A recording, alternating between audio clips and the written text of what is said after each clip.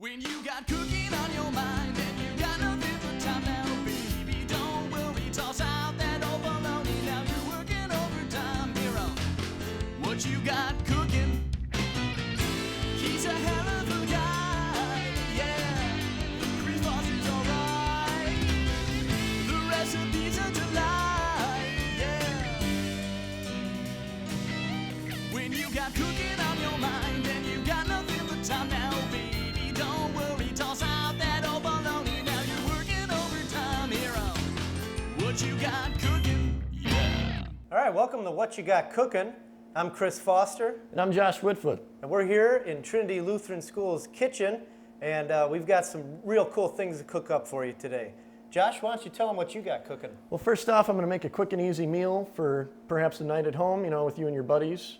I'm going to be making some chicken strips and some French fries. How about you? What you got cooking? It's a snazzy apron you got there, by the way. You too, my man. Thank you. I'm going to be making more of a, I guess you could call it a nicer dinner. It's real good for like a family night on Sunday or to impress your significant other. It's a roasted chicken. It's like it's got herbs and some sweetness to it. It's got a little bit of a kick with some paprika in there. So why don't we get cooking? Let's get cooking. All right, why don't you start explaining what you're going to do, and I'll start doing the chicken. All right. First off, I'm going to be making the chicken tenders. What we're going to have to do here, we're going to get the chicken out. We're going to have to pound them. We got individual chicken breasts. We're going to pound them down into little patties so we're able to cut them. And Chris, you want to hand me those real quick? Oh, Chris is going to take the fat off first. You got to get rid of the fat because obviously if you're going to have chicken tenders, you don't want fat on there. So just trim off the fat and any little erroneous chicken hanging off there. And then why don't you show them the poundage?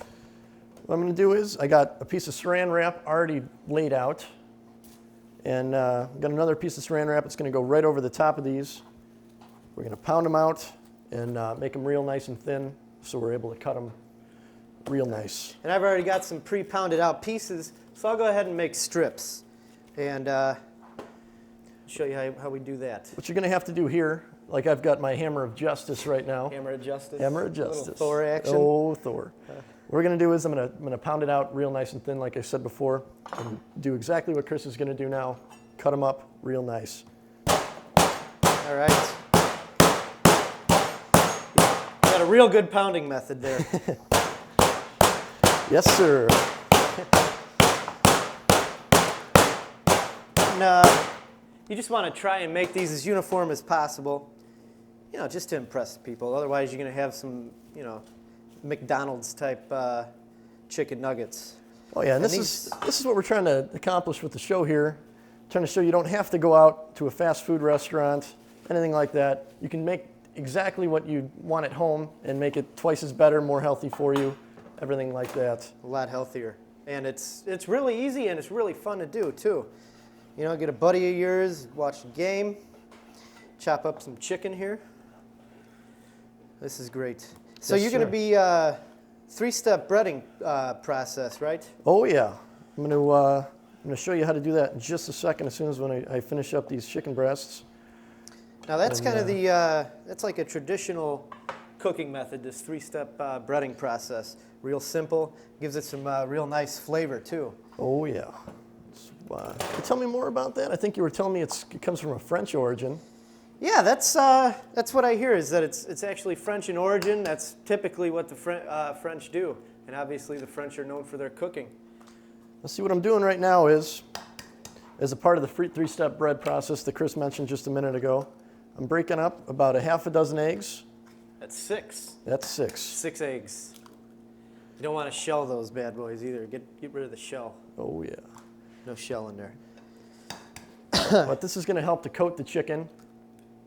And gives it a little flavor too, a little egg flavor. All right, while you do that, Josh, I'm going to go ahead and reach in front of you. I'm going to pour your flour into the bowl here. And this is just normal all-purpose flour. And you can season these chicken tenders, but you don't want to do it in the flour because the flour is the first step, and then you go to the egg. What you want to do is whip up some seasoning, which Josh has done. and put that into breadcrumbs. And then you can get a nice flavor with that. What I'm doing now is whisking these eggs. And got to make sure you whisk them up. They're got to be completely blended for the full effect. Yeah, get those guys good. Let's do the whole breadcrumb. It's a nice can of traditional breadcrumbs. You can buy seasoned breadcrumbs, but me and Josh are a little bit different. We like to do things our own way. Yeah, we're a little picky. We opted to season our own, more to our liking. So why don't you tell me what's in the seasoning, because I wasn't around Well, Chris. when you actually did something. Oh, when I actually did something. This boy, all I get, abuse. But in the seasoning there, you got a little cut up rosemary, fresh rosemary at that. Fresh rosemary. Got some hot Hungarian paprika. Some hot. There's a couple different flavors. You got sweet and hot. And It's sweet and hot. But we got some salt, some pepper, and a little bit of garlic, garlic powder, and we got some dried mustard. oh yeah. And And, just go ahead, drop it into breadcrumbs and mix it up with your hands. You know, make sure your hands are clean. Not a lot of people like to eat germs. No, I would think not. I don't like germs. Me either. All right. Not a fan. That egg's looking real good. I'll take that from you. Well, thank you very Why don't you much. start doing that? And Yes, while sir. Josh is doing that, I'm going to take out my big roaster chicken, which is about 10 pounds. What I'm doing right now is I'm going to put the chicken strips in some flour. Then I'm going to give them a little egg bath. Then I'm going to put them right into the seasoned breadcrumbs. So I got my big roasted chicken here. And when you get these, they come in a package. And what you want to do when you get that package is bring it over to your sink. Make sure your sink's nice and clean. And cut open the package at that point because there's a lot of liquid in there. And you want to be really sanitary when it comes to chicken. Oops. And because chicken has, I like to call them little goblins running around on there. So you want to wash the Goblins. goblins. Salmonella Salmonella goblins? Salmonella goblins. All right. So what you want to do is you want to wash this down real good with your hand. Don't use soap. Water's good. Just get every little crevice in here. And spread it out on your table here. And I'm going to grab a bowl, excuse me, and mix up a dry rub for this. Okay, so this dry rub, like I was saying, it's sweet, and it's also got a little bite because of that Hungarian hot paprika. So we'll start off with some brown sugar. Get that in there. Then we got the Hungarian hot paprika. Again with the Hungarian hot paprika. Oh, paprika, pal. Oh. Paprika. Get a good serving of that in there. I got some dry mustard as well.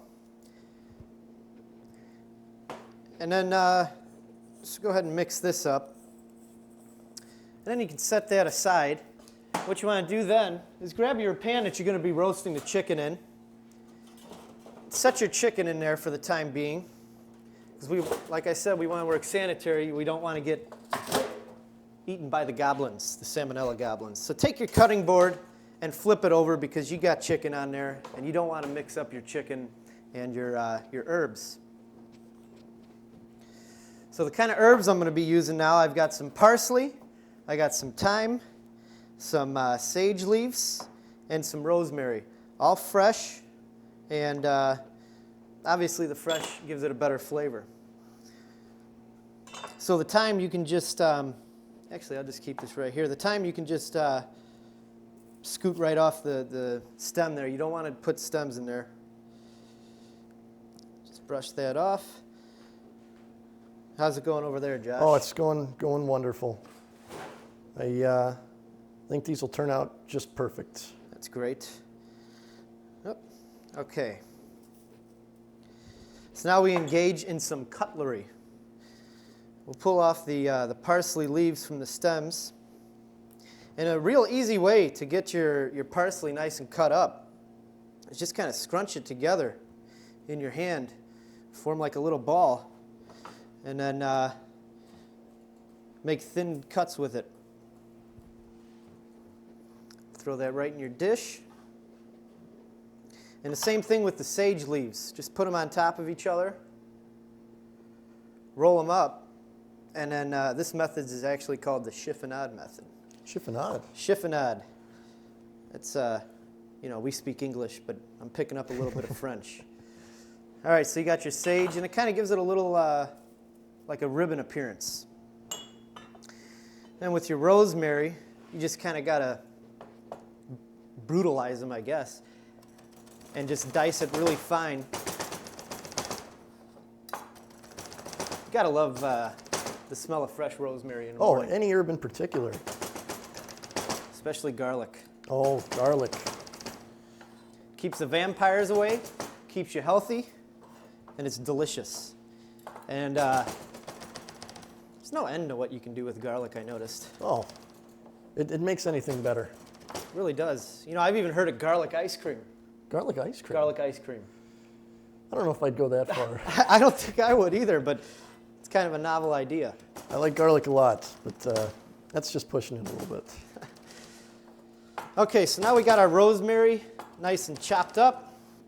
Go ahead and put it in with our other herbs, or herbs, if you don't like to do a silent H. So then dump it into your other rub, toss it around, and you can add in some other seasonings. Like if you want to go hotter, get some chili powder, some crushed red pepper, and put that in here, and you kick it up a notch with that. Kick it up a notch. Take it up a notch. Okay, so now we're done with that. We'll discard our chopped up herbs. Flip our board back over because now we're going to Chicken Town. You like that one? I like that one, going to Chicken Town. Chicken Town. We'll plop this back down. And with chicken, down here at the bottom opening and up top here, not so much up top on this chicken, but there's usually some fat there that you want to get rid of. Just cut it right off. Comes right off, and I just throw it inside for like good luck. Good luck. Good luck. I imagine it probably adds to some of the flavor, some juices on the inside. A little bit. You know, a lot of people don't stuff the chicken, but you stuff the chicken with a lot of things and it comes through. So what I got here is some honey. I'm going to give this a nice little rub down with some honey. And you want to get the areas that you're going to eat real well. Obviously, the breast side you want up because that's the best meat, you know, in my opinion anyway. Yeah, mine too. I'm more of a white meat fan. Yeah, and then you got the legs and the thighs there, and just rub it with the honey. I mean, this is a messy gig right here, but it pays off. Get the legs, the thighs, the wings, smear it around. I tell you, I'm getting hungry already. Oh, just imagining it.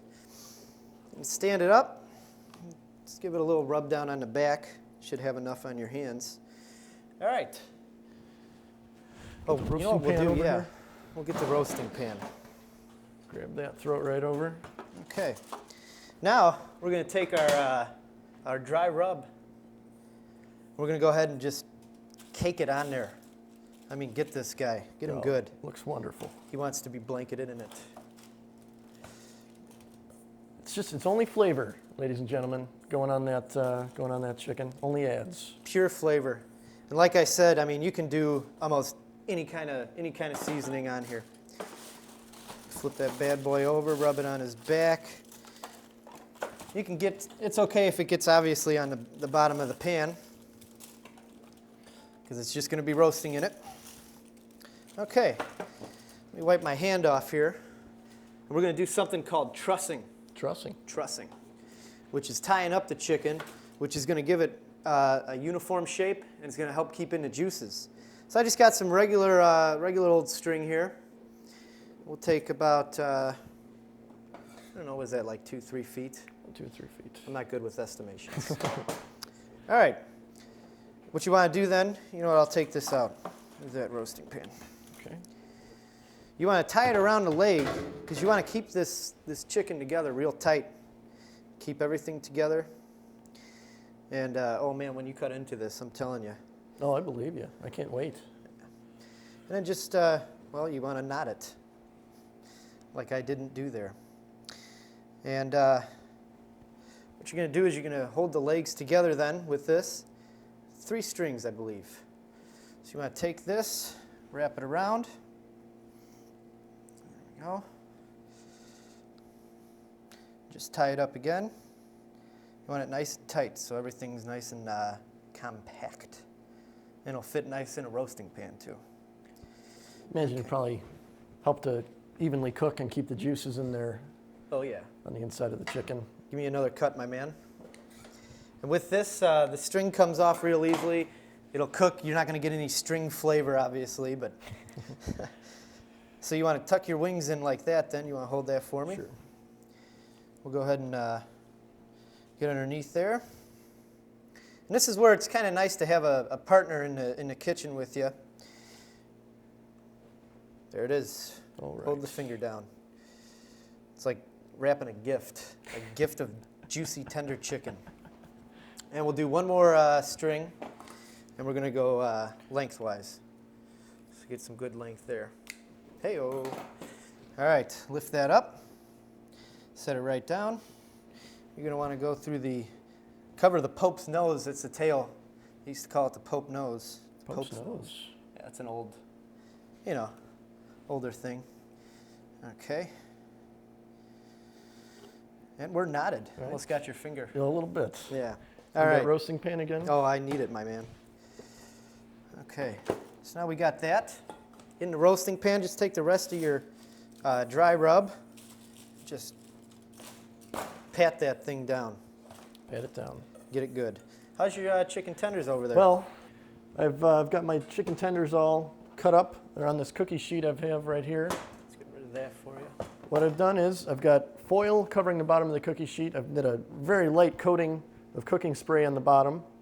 You don't want to soak those. No, you get too moist and it won't crisp up like we'd like. Right. And as you can see, they're all completely breaded. Got everything on them. They're just ready to go in the oven. All right. Well, I'm going to go ahead and finish up with mine here. I've got some, let me get on your board here. All right.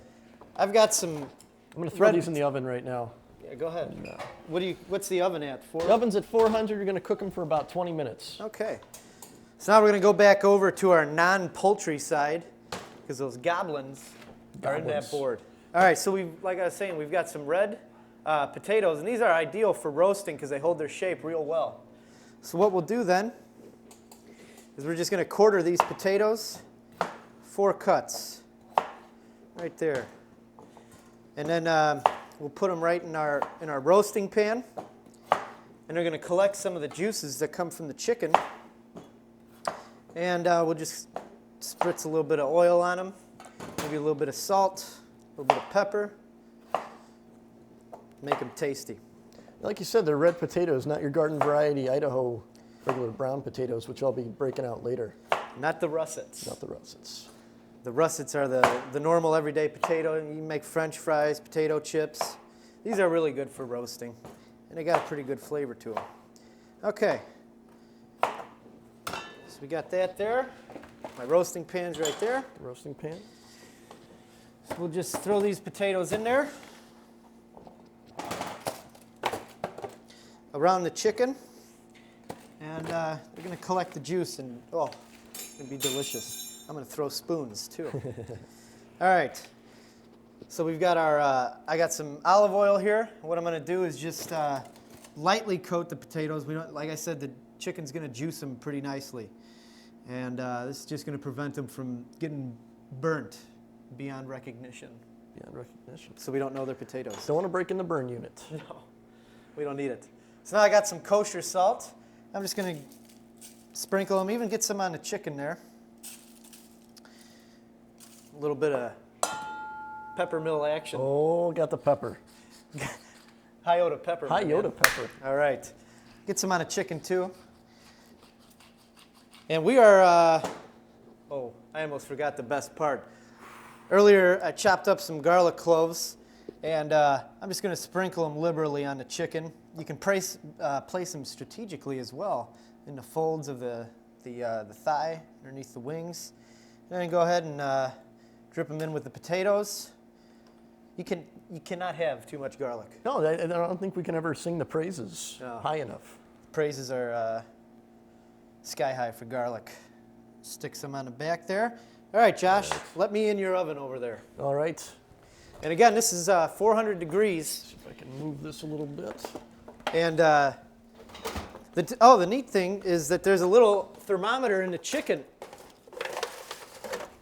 So that kind of tells you when it's done. Usually it's about 2 hours. at 400 degrees, and there's a little thermometer that'll pop out. But what you want to do to protect your chicken from burning is you're going to cook it until it's a light golden brown. Then you're going to take a piece of foil and just place it over top. Make sure it's not touching the chicken, but just cover it and keep baking it, and then check it, in the intervals and see if the thermometer is done. Well, I think now we're going to let the food cook a little bit. We're going to be back in a few moments. We're going to show you how to make some French fries and some salad.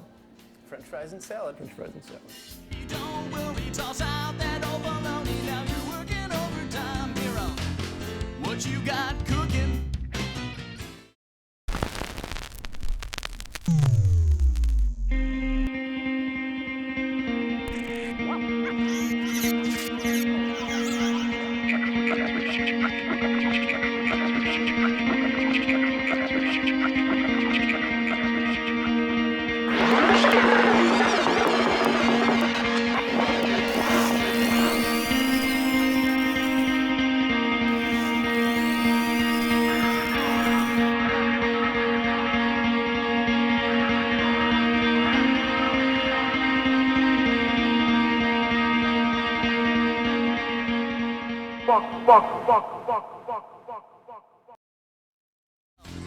What you got cooking? Yeah.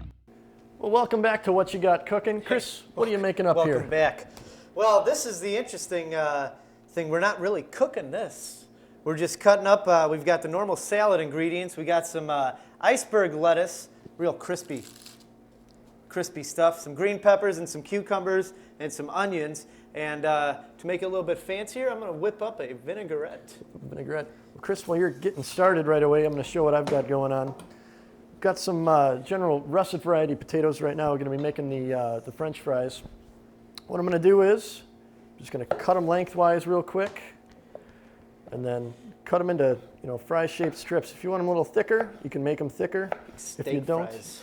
Exactly, steak fries. If you want them thin, you like your French fries real thin, you could do them up just like that. And as soon as I get done with these, I'm going to throw them in a deep fryer and just let them cook till golden brown. Golden brown. And that's just vegetable oil in there, It's too. just vegetable oil. Okay, so first thing I'm going to do with my vinaigrette, I got some Dijon mustard here, which gives it a nice little kick. I'll just scoop out a nice glop of it there with my knife. And then the interesting part is how you put the oil in. So you got your red wine vinegar. Actually, I hate lids. They're so restrictive. We'll fill us up with some red wine vinegar here. Got that in there nice and good. I like to mix it up just a little bit. Okay, we'll set that down. A little trick I picked up in my travels. Hold your bowl there, that way you have two hands to work. So now you got your olive oil here. And you don't want to just dump this in right away, because otherwise you're going to get oil on top, vinegar on the bottom.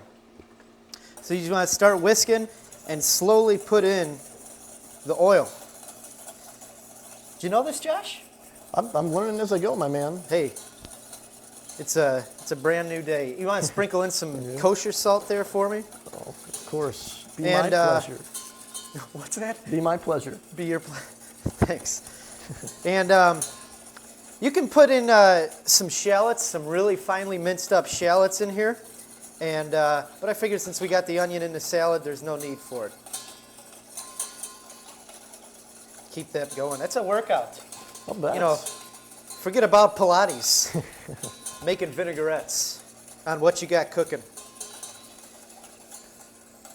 And it's mostly oil. It's about 3-to-1 ratio between vinegar and oil. I like that dinging. Oh, yeah. Okay. So now we got that finished oil or vinaigrette there. Just go ahead and Right over the salad? Of course, your hands are clean. Of course. Your hands are clean. I Oh, washed my hands. Completely washed up after that chicken from After before. that chicken. You don't need goblins underneath your nails. It's a loaded gun. Loaded gun. So you just get this vinegar in there nice and good. Sprinkle a little bit more kosher salt in there. I like kosher salt, I like to know that it's there. It's It brings thicker. out the flavor. A little bit of... More bigger crystals than the regular table salt. Thank you, Josh. Yeah? A little bit of pepper in there. And then we'll just go ahead and toss the salad around. Get a nice even coating. And then you brought me some Parmesan cheese, didn't you, Josh? Yes, I did, sir. Oh, I tell you what. Gonna break that open real What's a quick. salad without Parmesan cheese? Oh, you gotta have it. Or some Asiago Romano. Mix it up a little bit. So you ready to get a little fancy with this? I'll get fancy. Want to get fancy? I like to toss it from a distance. It makes a little bit of a mess, but you're having fun then. And that's what cooking's about. It gives it a nice look, brings more flavor to the table. Oh, you know it. And just, there it is. Butte Magnificent. Is that what it is? It's Butte Magnificent. Great. All right, so the salad's done. We're gonna let these fries fry up, and we'll come back with a finished product, show you our chicken tenders, and Josh will tell you about some sauces. Be right back. What you got cooking? Yeah.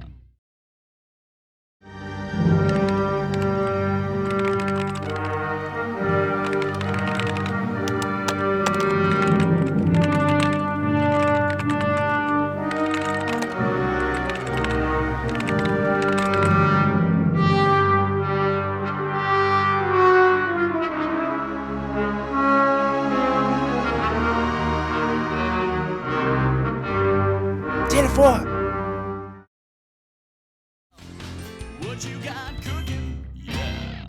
Well, Chris, we're back, Oh, and we're I back. see we've got everything laid out. We're Perfect done. presentation, and it looks beautiful. It looks I gotta say. magnificent. Outstanding.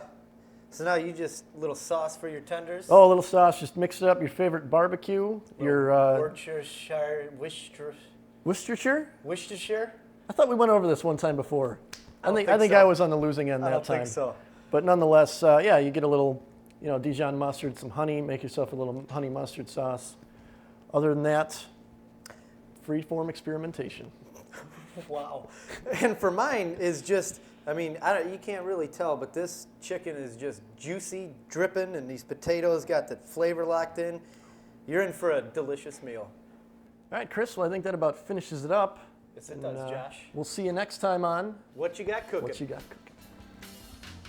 What you got cooking? He's a hell of a guy, yeah. Chris Boss is alright. The recipe's a delight, yeah. When you got cooking on your mind and you got nothing but time now, baby, don't worry, toss out that old bologna. Now you're working overtime here on What You Got Cooking.